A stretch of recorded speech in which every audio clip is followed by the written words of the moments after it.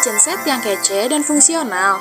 Jangan sampai salah pilih ya. Pertama, sesuaikan ukuran kitchen set dengan luas dapur kamu, supaya gak makan tempat dan tetap lega. Kedua, pilih material yang tahan lama seperti kayu lapis HPL atau stainless steel, supaya awet dan gampang banget dibersihkan.